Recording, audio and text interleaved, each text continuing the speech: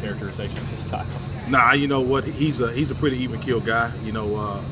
But I do think when the game and the lights come on, he gets a little bit more emotional. Plays with a little bit more passion. But I think that's anybody. But he's a very competitive kid. Angry, fired up, turn up, whatever the term these kids use. He just goes out and he plays real hard. Bush was talking about his maturity for a freshman. Any examples of just how he's been able to kind of show that maturity right from the get-go? No, he's just a focused kid. I think he's always wanted moments like this, and he came in focused and really wanting to learn the entire offense, not just running the ball. And that's one thing I talked about. I said I don't want you just to be a runner. I want you to be a running back, and really challenge him at pass protection. And I think that's the part that's allowed him to become a better runner. And I think he's having fun blocking. And that's what sets apart running backs in this league. Guys that are only running, but they do a great job of protection. Is that where he's shown the most improvement since he got here? Absolutely. I mean, running the ball is instinctive. That's something you're born with. You either can or you can't.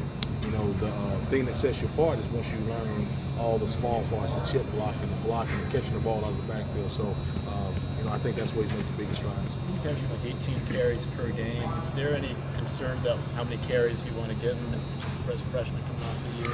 No, that's up to Mike Pacheco. I don't call the plays. If he wants to keep calling running plays, he will. If he wants to call pass plays, he will. I don't count him. I look at him after the game on Saturday or on Sunday, and he said, I'm feeling fine, and then we keep going.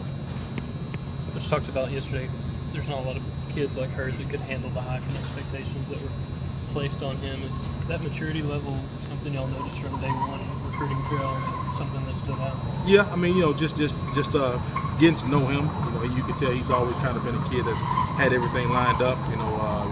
He had goals to win Mr. Football. He did. He had goals to be a highly recruited kid. He did. He had goals to make all-star games. He did. And so that's what you like about him on the recruiting trail. And it's no different here. He has goals for himself. But obviously he and I have talked, and he understands that the goals of the team are way more important than anything he can line up for himself. So, right now he's just trying to get better every day. He's a freshman. He's still making mistakes. Obviously, he made a huge one in this last game, and that's one he'll learn from. How close is Derrell to getting on the field and getting some snaps and helping carry that way? Close. I'm confident in him, but I told him earlier in the week it's his job to continue to help my confidence. It's his job to make the right blocks, make the right reads. Be able to communicate.